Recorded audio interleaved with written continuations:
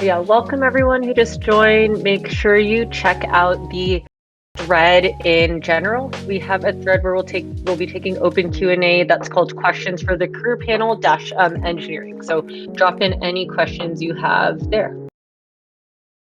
And yes, please, if you want to chat, please put that in the general channel. We want to make sure we keep the thread for questions only so that it's easier for Yara and all the speakers to see the questions.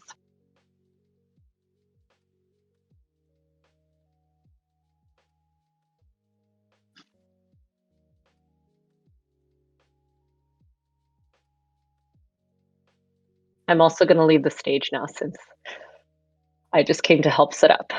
All right. Over to you, Yara, to kick us off. Thank you. Okay. Hi everyone. Welcome to our engineering career panel. Super excited to have 4 engineers with us today. So let's start by having each career panelist introduce themselves. Let's start off with AJ. I'm AJ. I work as a senior software engineer at Pinterest. I'm working on the Android app as well as doing some back-end work building features for the shopping team. Oh, and my favorite game is chess. I'm not very good at chess, which helps me not become obsessed with the game. Thank you. Okay, David, could you introduce yourself? Oh, feel free to share a fun fact as well. Okay. Hey everybody. I'm David. I'm the CTO at Top.gg. I've been doing software development for about 15 years, something like that, way longer than more years than I care to count at this point. Let's see. Fun fact about me. I play a lot of Rocket League. And kind of the same as AJ, not very good, so I just kind of do it for fun. It's something to help pass the time by. Thank you, David. Okay, Heather. Hello, everyone. So my name is Heather. I am a software engineer at TopDG. I come from a non-traditional education background. I actually attended 2 different software engineering immersive boot camps in the Bay Area. One was Hack Reactor and one was Hackbright. And my favorite game right now is either Valorant or Animal Crossing, but I haven't had too much time to play either of those recently. And yeah, thank you. Okay, thank you. Next we have Meng. Hello, everyone. My name is Meng. I am currently a senior software engineer at Twitch. And I've been in Twitch for a couple of years. And then and my work of range starting with the data side. And then I moved down to a backend software engineer. And then I did a little bit of the front end software engineer. So I'm a little bit like mix up the full stack. My favorite game right now is Township, which is a very addictive mobile game. Hello. Wonderful. Thank you for sharing. Okay. So we're gonna start off with some questions to kick off the panel, but you guys can also share. People in the audience can share questions in the thread. Please use the thread and use general to chat. We're gonna start off with some general questions. So I wanted to start by asking everyone, what inspired you to select engineering as your career path? Let's start with Heather. So I think the reason I chose, well, first of all, I started later in my career journey than most people would. I didn't pick this like straight out of high school. I think at the time, mostly just because I didn't even know that this was an option for me. But basically, my journey started where I was a partnered streamer on Twitch, and I had this desire to kind of just start playing around with code one day out of my streaming week, just for fun with my community. And it just slowly became a thing where I wanted to do more and more of it, and really started enjoying it. And so I ended up letting my community know that I wanted to pursue it full time, did a lot of research on boot camps, and that is kind of how I got started. That's amazing. Thank you. That's also really great as well because it was something you pursued later. Okay, Meng, could you share with us why you chose engineering? Sure. I think what inspired me is my internship at the senior year in my college. I was a CS background for sure, but I wasn't know anything about, hey, what software engineer looks like or what a general tech, profession looks like until I landed on my first internship. So it was at eBay at that time in Shanghai.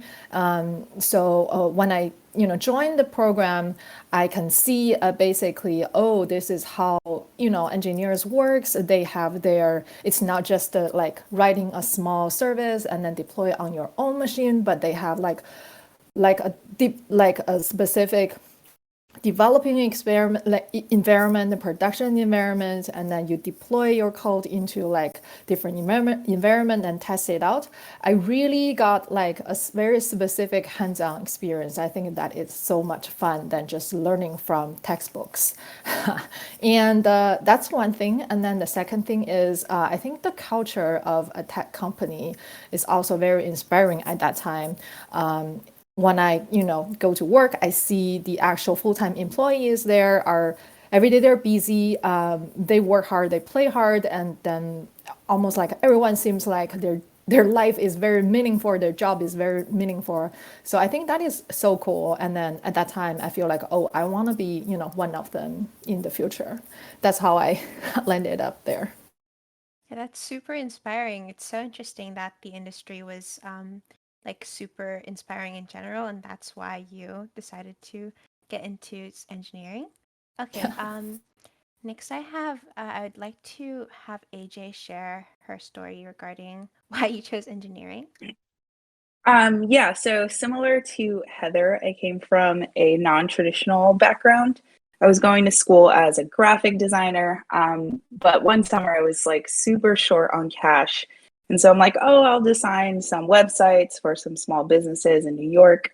My friend Tatiani was managing a vintage jewelry store, and their site was like so outdated. It was like 1995 website. So I redesigned this site, and I figured it'd be easy to manipulate a Shopify template to like fit this design. It was not.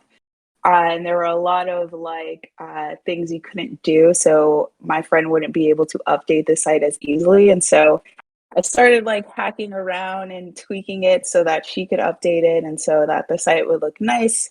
But part of the reason I really wanted it to work because there's a lot of times where you design something and engineers are like, oh, we can't build it. And since I don't believe that, I think anything is possible.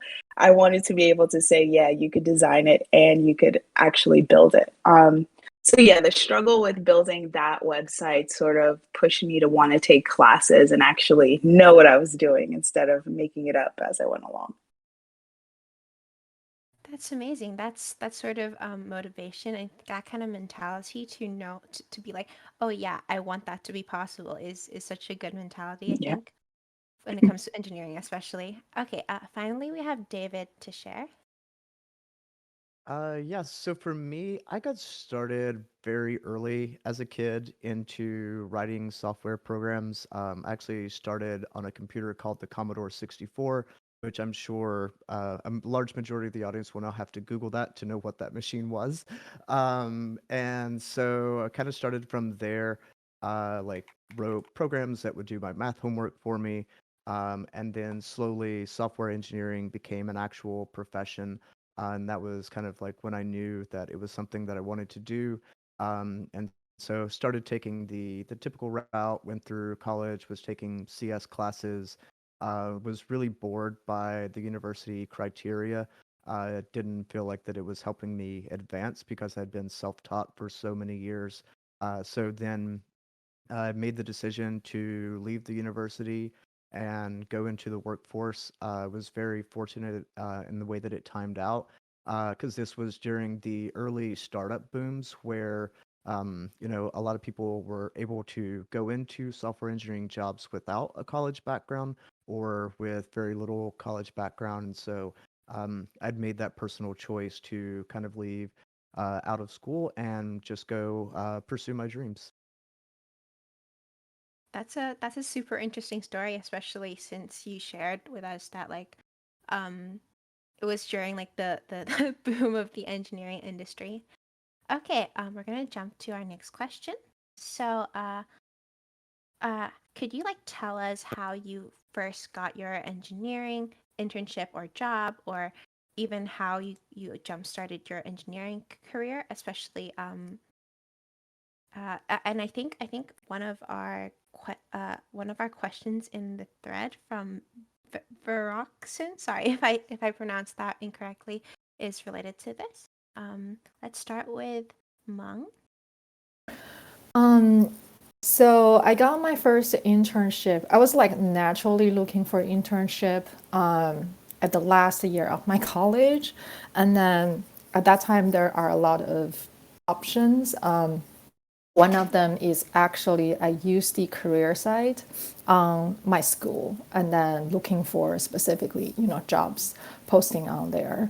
And then I applied online and then I applied like many, and then I got like probably a few calls back. One of them is actually from, like I said, the internship I mentioned, which inspired me from eBay. And then I think the caller was also alumni at the same college as me. So I think we had a pretty good chat. And then I was pretty lucky I got the opportunity to land it in that internship program. So basically, yeah, alumni networking and then internal resourcing to source the jobs. That's amazing. I find networking so difficult day to day as well, but that's great for you. Okay. Could David share something about this topic? Yes. So for me, after I'd left the university, I just started freelancing. Was working on, just doing basic websites, applications for some companies in the town where I was living, and then had done that for quite a few years. And then had a friend that was doing a startup and kind of started making my venture out of freelancing into working at a lot more startups at that time.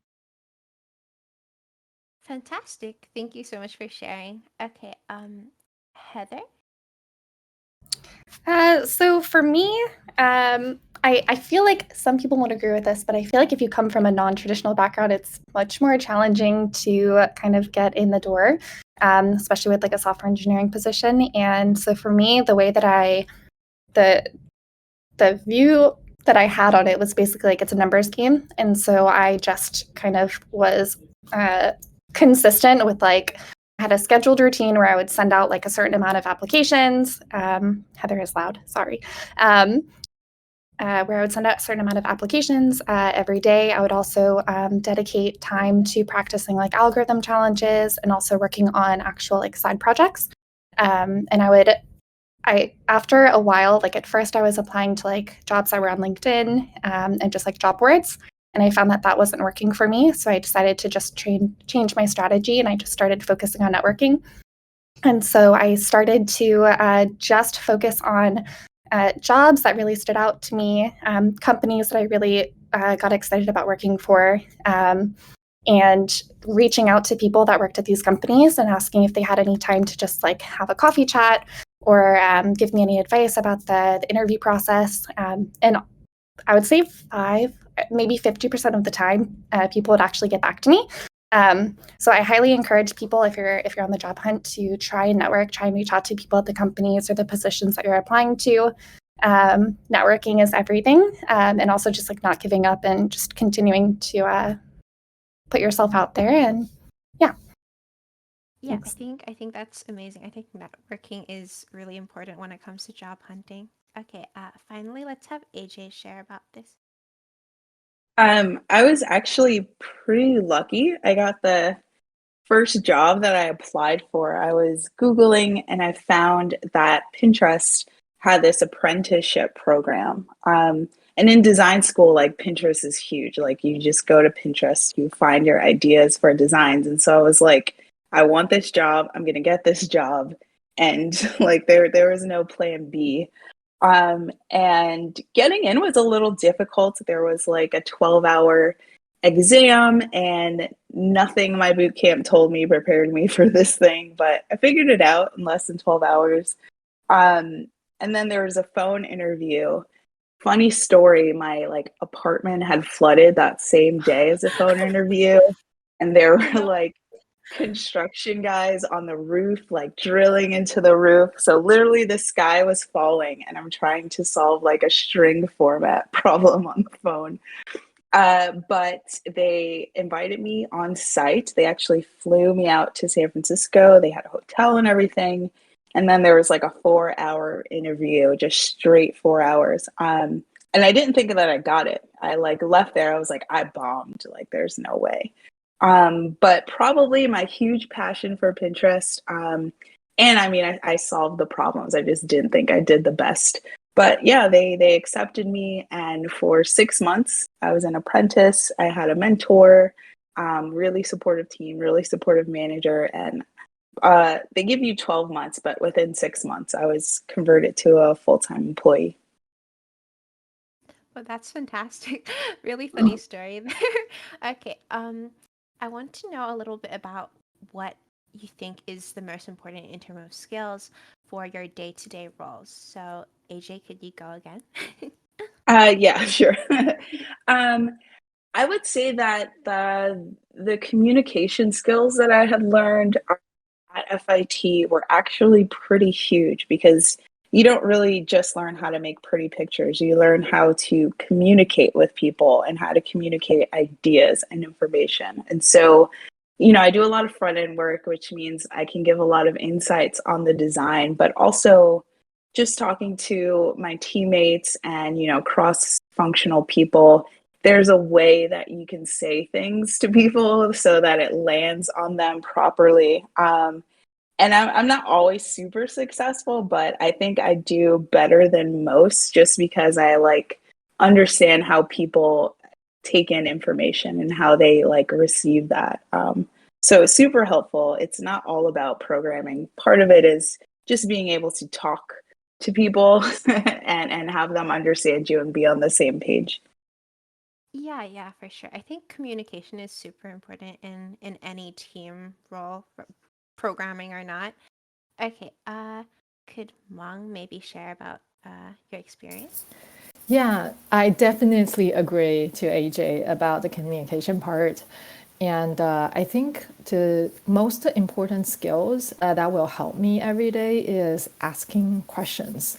The reason I'm saying is because the problems that I run into every day, if you run into a specific technical question or a business question, sometimes I have completely zero knowledge about. Then the first thing, that blocks me is, what is it? Like, I don't even know what is it. So I think know how to ask questions to approach these kind of things is really helpful, because, to understand, how to ask a question and then providing an answer is actually also a learning process for myself. Effectively, while I think what questions I should ask to approach this problem is a way I can help me, understand to what knowledge I want to achieve on this topic and what I already know. And then for the unknown, how can I, step by step understand them effectively? And then the last thing is, how can I communicate my questions correctly to the others so that they can understand me better, they can understand where I'm stuck at, and then they can help me effectively. I think that is very important.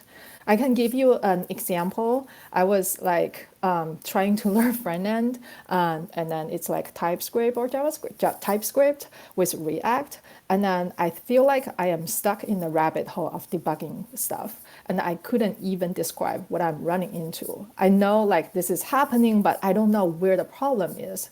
And then so I started to like, wait, let me hold back, and then what I am trying to do. And then step by step, I asked my questions, why is this, why is that? And then I started to know, oh, maybe I should print out things, and then maybe I should observe what's happening behind. But just like, asking myself all the questions one by one helped me understand myself and sort out the problem. I think that's very important. That's a fantastic answer. Honestly, I think it's a little bit like duck programming almost, like trying to separate what is going on and asking yourself questions. That's super important. Okay, David, could you share a little bit about what skills are important? Yeah. So, I mean, I think, it's been covered by everybody else as well, and kind of reiterating is that, one, asking questions, not being afraid to ask questions, and two, communication skills are very important. As I think the only person on the panel currently that's in a management position role, communication is a very strong key part of everything that I do in my day. I'm typically not in the code base anymore. So a lot of my skills are very much reliant upon, interacting with the team, helping lead them. And I saw a quote like the other day that I thought was, very helpful in being in a position of management, which is that you can't be the same manager to everyone. Everyone has like, different life experiences or the way that they receive communication the best. So, in order for me to be an effective communicator to the team, I also need to understand each team member and what ways they receive communication the best.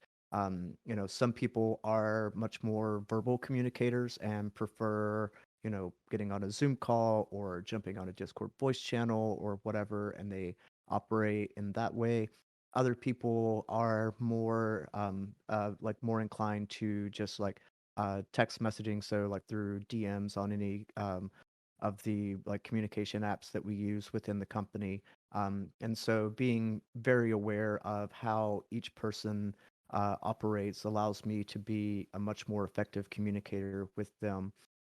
And something else I'll kind of touch on too, in a bit of like, in the transition into engineering management is that one, engineering management isn't for everyone, and that's really okay.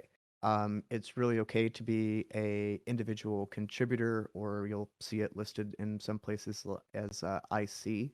And for some people, management is the path that they want to pursue. Both have very important and equal business values. One is not greater than the other in any sense. And so, as you're going through your career journey, it happens a lot in startups where when you're the person that has been there the longest, they're like, hey, can you take this management position because you have the most context about the application? And so people get put into management positions where one, the company did not provide them any training for what it means to be a manager of people, which can then also, cause people to become bad managers. And that may in part not be on them, but it may in part be on part of the company as well, where they were not providing the proper training. Um, and so, like, that's kind of like what you see a lot in startup society is people getting promoted into management where they're not ready for it. I've been very fortunate that I've been working in engineering management, for the last like 4 or 5 years. So it's a lot of trial and error. The same with engineering as well. I think a lot of it's just very trial and error, and not being discouraged when you make a failure is a big thing as well. Like you don't want to be like, oh, I made a mistake. Like I'm terrible at this or anything like that. But really having a strong mental health where you're able to say like, okay, like I made this mistake, understand why I made this mistake, and finding action points to move forward so that you're not, just kind of stuck repeating the same mistakes over and over again. Thank you so much for sharing, David. I think you shared some really interesting insight regarding management, and thank you so much. Finally, we have Heather. So I feel like it's hard to add anything to that. I feel like it's all been covered. I'll say that if I could add one additional skill that I feel like is important, it would be maybe time management. Because I feel like with software engineering specifically, like it's really easy to just go down a rabbit hole and kind of get lost in what you're doing, to where like a lot of time ends up going by. So just practicing like time boxing yourself and yeah, managing your time well so that it's productive is a great skill. Okay, let's go to the next question. So we had a couple questions related to what kind of challenges you face day to day in your career. Anti-Party and Bun would like to know, what's the worst part about engineering? How do you deal with it? Is there a high amount of stress in engineering? And what's the most stressful part of your job? I know this is a really long question. If David could go first. Okay, great. I was trying to think. So, I mean, I think with anything like any job, there can be things that can be stressful. And I wouldn't say that's necessarily a bad thing, but I think it's more about learning, how to manage expectations for yourself. One of the most common things that you hear about in engineering is imposter syndrome, and that's basically the meaning where you don't feel that you're smart enough or equal to your peers or anything like that. I think that's something that I've seen leads to a lot of stress in engineering. You know, another thing that you see in engineering is kind of the concept of burnout, which can happen in any job as well. um, and that's typically from what I've seen in my career has been moments where um, there's not a like an equalized portion of work-life balance where everybody has their own definition of what that means as well, that they need to find. So for some people, it's like after work is done, they want to study and work on side projects, and do other things in open source community, and that's great. For other people, that means doing some other creative outlet where you're not just staying hyper focused into like one particular thing all the time. um for me, like difficulties of my job, I mean, it ranges all the time. There's making sure that that the production server is staying up. Those are kind of things where like they can, I wouldn't say be stressful, but they can be moments where you have to um, really be able, like with my position, I have to be able to lead the team, alleviate the stress of the team as well, so that it's okay. Like accidents happen, and we're human, so that's really okay. And so I do a lot of expectation setting with the team as well during those types of moments. And then also, just helping, lead and coordinate the team so that we can find a solution very quickly. Sometimes the quickest solution is not the best solution, but it at least allows us to get the server back up or anything like that. Thank you so much, David. Um, okay, could Heather share about your challenges? Sure. I would say one big challenge with software engineering in general has been just um, not getting discouraged in certain situations when things maybe don't work out right away as you're working with code. And so I really believe that you might, with software engineering, like you might not have the right answer right now, but to be confident that you will find the correct solution. So just being really gritty and not giving up. And once you like solve a bug that you've been working on for a long time, for me, there's no greater reward feeling than once you actually get the chance to solve it. So, yeah. Yeah, that's a great answer. I think the feeling of of solving a bit of code is always such a good feeling. Okay. Next, we have AJ. Yeah, so one big challenge that I'm not sure people tend to talk about much is like I'm a Black woman and an engineer, which is unfortunately very rare. So, like, I'm usually the only Black person in the room, definitely the only Black woman. And I'm not like, one of those skinny, beautiful women that they make exceptions for. Like, I'm big, I take up space. And, people try to be fair, but you can kind of see this like unconscious bias. So I tend to have to like defend a lot of my statements with a whole arsenal of evidence and examples, or repeat myself in ways just to kind of be heard or taken seriously. And so there are some tips, like it's a very male heavy industry, and some of the tips are to kind of make your voice heard, to always like, repeat your ideas, make sure that your name is attached, because people will kind of speak over you, or they'll overwrite your ideas and say that it's theirs.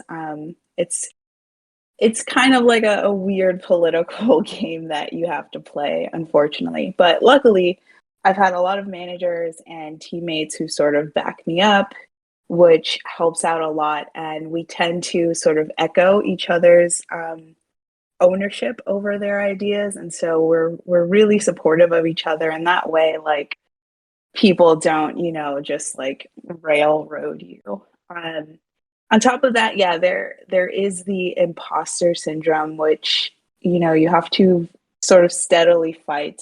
I think I fight it by working very hard and like making sure I know what I'm talking about, which might lead to burnout, but I also try to take enough breaks to kind of, relax after doing a lot of hard work for a few weeks. So it's a difficult thing, but it's manageable, and it's something that can be balanced. Thank you so much, AJ, for sharing that. I know it can be a taboo topic, and I think it's really important that you share about this. Okay. I think finally we have Meng. Yes. Sorry, AJ. I think that's a little bit heavy, but I think for me, the daily challenge, I don't know like everyone else, but for me, I'm a person that like always take priorities on, finding fun projects to work on or finding the fun things to work on. But that started with good intention, that, at the very beginning, that gave me a better drive to my career. But later on, I feel like it becomes and also a lag for me, because the more I try to find challenge in my work, there is not like always fun projects to work on, into the day-to-day life. So for me, in addition to complete my work every day, I feel like I'm constantly like trying to find fun things or projects that is a little challenge for me now. It becomes a challenge nowadays for me. Thank you so much. Okay. I would love if you guys can each share like a short and common like myth or misconception about the engineering profession or like the industry in general. Let's start with Heather. Well, I can just say, I guess, one myth that I feel like is absolutely changing is just that, there are no female software engineers, which is just absolutely not the case. And that is absolutely changing in the tech industry as a whole right now. But we definitely have a ways to go. So that's the one that I'm going to go with. Thank you. Okay. Let's have Meng next. Yeah, so I feel like technically the myth on being an engineering profession is I heard a lot of engineers saying, I don't want to do specifically front end because front end is like, sounds like less cool or less technical, but the truth is actually it is not. I actually think front end can be very fun, and then it can be a very challenging as well, and it's technically very difficult if you want to go really deep. So I think if you try it out and you don't like it, sure. But if you haven't, you think you don't like front end, I just suggest you try it out and find out yourself. Amazing. Yeah, I think in our community we have a lot of backend engineers, and that's a really interesting misconception. Okay. Let's have AJ next. Yeah, so before I started working, like I'm a very introverted person, and you think of engineering as like you get to be on your computer and only talk to computers all day, and like, at the end of the day, you've solved your problems. But the reality is you have to talk to a lot of people. I have a lot of meetings, I have a lot of Slacks. There's just like a whole level of communication that you have to be really good at, and you kind of don't get to just hide behind your computer screen all day. There's many levels to engineering. Yeah, for sure. Communication is so important. Okay. David? Yeah, I was trying to think on this a bit. Like, I mean, I think one kind of common misconception, myth, whatever you want to call it, is like, oh, like, you have to be a genius or good at math or any of these things, or you had to go to university to become an engineer. The market space has changed very drastically. We actually have people on this panel that have come from non-traditional backgrounds, which is becoming something that's, more and more common in the workspace now. Yeah, for sure. I definitely think, especially for tech as well. Okay, we have a lot of questions from our community regarding the tech stack you guys currently work with. So I want to know a little bit about like what languages you use right now in your role. For example, Ghost something wants to know, is Rust worth learning and is used in the industry? Someone else also wants to know if you like AWS. Let's have Meng first. Um, yes, I like AWS. I think the work I'm doing, the cloud solution that I've been working on in Twitch or a previous company is all building on AWS. So I am totally a fan of it. The tech stack I'm working on right now, I'm using Golang to build backend services. And then before that, I also like Python. Is one of my favorite debugging tool. And for the front end work that I worked on, I was using React and TypeScript. Yeah. Amazing. Could you also answer sorry, it's a super long question, but could you answer whether if Rust is worth learning in your opinion? I to be honest, I am no like I have not ever used a Rust, so I do not sure like whether it is. I cannot answer the question myself. Sorry Yeah, about for that. sure. No worries. Okay, David, could you share some insight? Yes. So I think so to start with the Rust question, what I would say about whether it's learning or not is it's better to learn the core principles of programming. So for example, like Boolean operators, or just learn the basics of CS is more important than being language specific.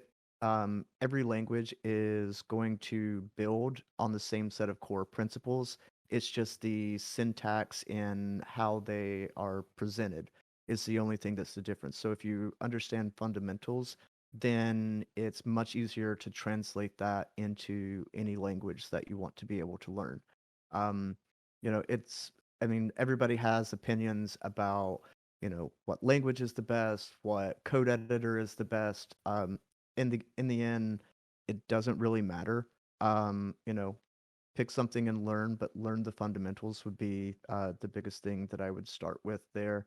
Um, as for AWS, I mean, whether it's AWS, Google Cloud, whatever, I think cloud infrastructure is a key element for companies at any scale that need to be able to expand and grow with their user bases.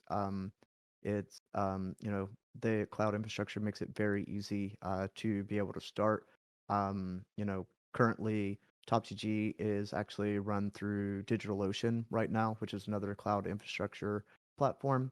So I mean, I think they're all good. It's just a matter of picking what is the right choice for you at the time of your company. Um, and then what was the tech stack?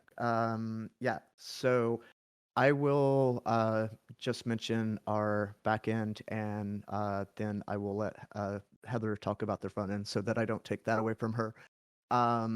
So for our backend, it is primarily written in C sharp. And we do also have another service that is written in Node as well for our auction system. And then, like I mentioned, we're, hosted through DigitalOcean. We're using Postgres, MongoDB, Redis, RabbitMQ. I'm sure there's probably something else that I'm forgetting as well. But those are the main primaries of our backend tech stack. Thank you so much, David. I think that the thing you mentioned about languages and how it's like just only the syntax is different is a super valid point. I completely agree. Okay, let's have Heather next. Sure. So at my first software engineering job, which was at Odoo, I worked primarily with Python, and I actually really enjoyed working with Python. I had started out learning JavaScript and then transitioned to Python in the second bootcamp that I did, which was essentially like all Python. And so I worked mostly with that. I did a bit of JavaScript at Odoo as well. And then at TopGG, I work primarily with TypeScript on the front end. And so I didn't have any experience with TypeScript before I started here, but you learn very quickly how useful it is and why you see a lot of companies today transitioning to using TypeScript instead of JavaScript. So, yeah. Oh, and I don't have any opinions on Rust. Sadly, I've never worked with it, and AWS is great. Okay, thank you. Okay, let's have AJ comment on this. So yeah, I also have no opinions on Rust. We use AWS. I don't know the details of that because I'm a front-end Android engineer. So I started out on Java, learning Java. But when I got to Pinterest, they were like, that's cute. We're actually using Kotlin now. And so I had to learn Kotlin on the job. And, everyone's commenting, this is not a very Kotlin way to. And then earlier this year, my manager is like, you're great at Android. That's cute. But how about you do some API work on Python? So I also learned Python on the job. I think I lean toward object-oriented programming. Like Python stresses me out without having types. Very easy to break the system when you set an integer instead of a string or something. I would say Kotlin's probably my favorite language to use. Amazing. Thank you so much. And what's your opinion on AWS? I don't touch a lot of our cloud systems. I don't think I have a huge opinion. So yeah, that's okay. Okay, fantastic. Okay, now we have some more specific questions for each panelist. So first, over for Meng. We have a lot of folks here who really love gaming. Could you share with us more about Twitch's engineering culture and what makes it special? Sure.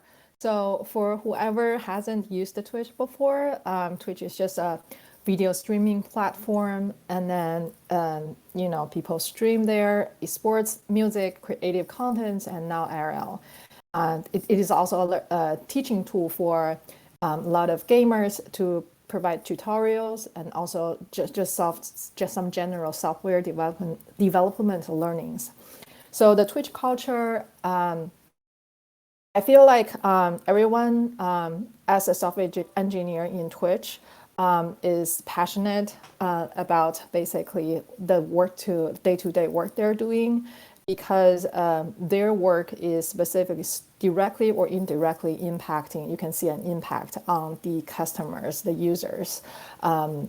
So everyone is like pretty excited, and then I think the engineering culture is I got a chance to grow as a talent as much as I can. The company provides a lot of opportunities and support for engineers to grow, like to learn different type of technical skills and try different things.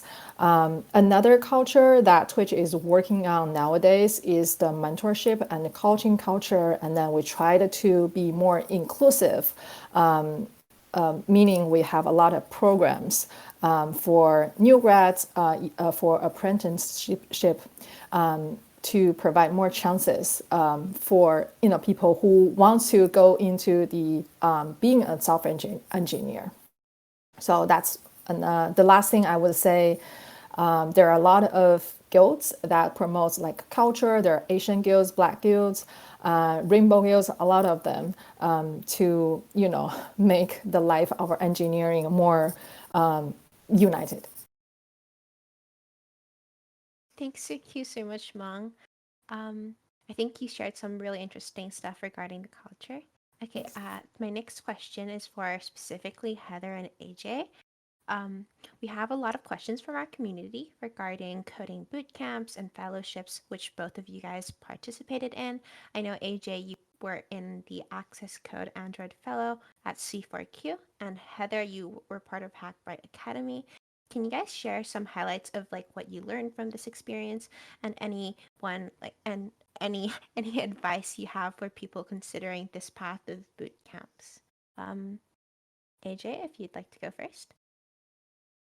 Yeah, I can start. My boot camp was kind of shady. It was a little bit of a scam. I would say that if you're doing a boot camp, you definitely want to go to a more renowned program. So mine, like, they were very shady. They weren't a school. No one had like a computer science degree. But I was able to like take some courses on Udacity to actually learn Android. And I know now that a lot of Ivy League schools are having these boot camps. So like MIT, Cornell, Columbia, they all have these like, 6-month or 10-month programs.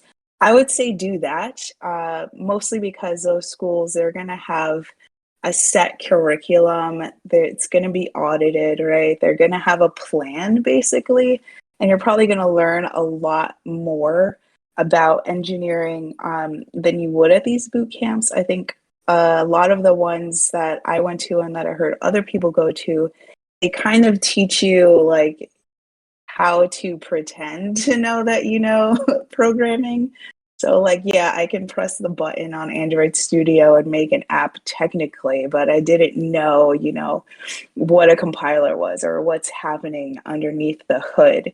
And I think schools like MIT or Cornell, Columbia, etc., they'll teach you what's actually happening when you are coding. There's also like, I think, Free Code Camp or Khan Academy, or even just YouTube.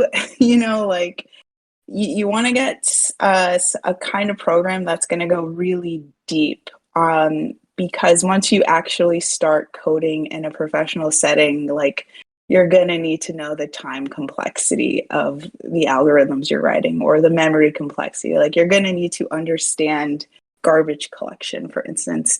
And you want to have a program that's going to sort of at least teach you the basics of these things, so you don't have to learn it on the spot and spend, like 2 weeks trying to figure out where this memory leak is coming from or something. Amazing advice there. I think a lot of that is super useful. Heather? I think AJ did an incredible job, honestly, at answering this question. The only thing I would have to add to it is just that I feel like with boot camps, you kind of get out of it what you put into it.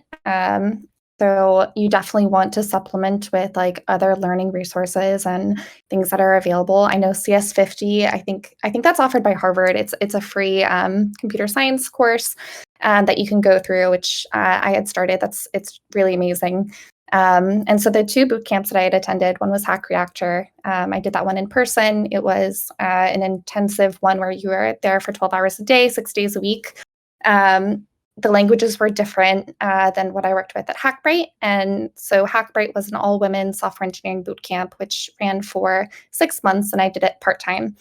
This way I was able to do side projects at the same time. I will say that if you are looking at boot camps and you're interested in boot camps, if I were to make a comparison, I would say Hack Reactor is you come out with a much stronger technical ability, but their outcomes and job support at the end of the program is not very strong. Whereas with Hackbright, I would say it was a much easier boot camp to go through, less technical ability requirements throughout it. But the outcomes team and support and mentorship was really incredible, which was a really strong value for myself at the end of it. But yeah, if anybody is interested in kind of getting some free resource recommendations, I'm happy to put together a list and share it with Vanessa or with Yara to share within the server. Yeah. Thank you so much, Heather. Sure. Okay, finally, we have a question for David. So I know you mentioned earlier a little bit of advice regarding management in your management position, but could you share your learnings from taking from taking an engineering manager and then a CTO career path? What kind of advice would you have given yourself a few years ago? Yeah, I mean, that's a great question. I mean, kind of the key differentiators between someone who is a engineering manager versus a CTO is as an engineering manager, you're still going to be like, coding is still a responsibility of your job. I mean, it varies some depending upon the companies, but typically, like at the first level of engineering management, you'll have direct reports, and then you're also in the code as well to help lead the team to solutions. Um, the transition from a engineering manager to a CTO also, kind of depending upon the company and the size, looks a little bit different as well. As a CTO, I don't like you're in most companies, you won't be having coding as your responsibility, but it's more akin to a overall architectural picture of the company and how things need to operate. So, as a CTO, it's about being very forward thinking. So, there's the features that we're working on currently, but there's also the things that will be coming in the future. My job is more orchestration around, okay, so in order to achieve this next goal, what are the things that we need to be focusing on currently in order to make that happen, so that we're not kind of boxing ourselves into a situation where we would have to do an entire code rewrite or something like that in order to pursue the next thing. Um, and I'm still new into the CTO position, so I'm still learning and growing a lot in that. Um, I mean, I'm not sure exactly what particular piece of advice I would give myself yet. Other than, it's okay to make mistakes, which has kind of always been my philosophy. Um, but yeah, I mean, there's just they each have a very different skill set in that, engineering manager, you're focused on one portion of the product, versus a CTO, you're focused on the entire engineering organization as a whole. So my focus is, as much as I'm focusing and thinking about the front end and what needs to happen, I'm also focusing on our back end, our DevOps, our security ops, our network infrastructure. Um, are we, our on-call rotations? Do we have the right types of alerts for our system so that we can do early detection? Um, so it's a very holistic view at the CTO role versus engineering management is a more refined and narrow focus. Thank you so much, David. Okay, so we're running a little late, so unfortunately we won't be able to grab any more questions from the list, but panelists are welcome to answer them through text chat.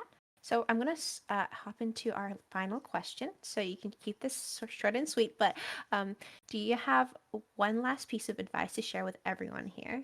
Let's start with Meng. The advice I would share is never limit your imagination in what you want to do and what kind of person you want to be. Just try it out, and then there is nothing to lose. Thank you so much. That's great advice. Okay, let's jump into Heather. I'm going to say just don't give up. If you have a passion for software engineering and this is the career path that you want to take, and you're on the job hunt right now, and you're finding it challenging, you just keep getting an inbox full of rejections, just don't give up. There's definitely a place out there for you that's going to be a great fit, and yeah, it will work out. Fantastic. That's super motivational. Okay, let's have AJ share now. I would say hard work pays off. There's very few industries where your merit actually counts for your career path. But in this one, if you work hard, if you're very good at your job, you will move higher and higher up. You'll get more experience. But you have to put in the work. It's not about being super smart, as David says.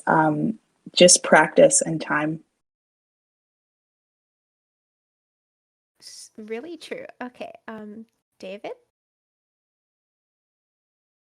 Yeah, so I think I would say, never stop learning. There's always more that you can be learning. And also, don't be hard on yourself just because you don't figure something out the first time. Amazing. Thank you, everyone. So again, you can leave any questions you have in the thread. If our panelists have time, they can respond through text chat. And unfortunately, we're going to be ending now. Thank you so much, AJ, David, Heather, and Meng for joining us today. Yeah. Thank you. It's been so nice to meet you all, and thank you. Thank you so Thank much. you. Bye. Bye, everyone.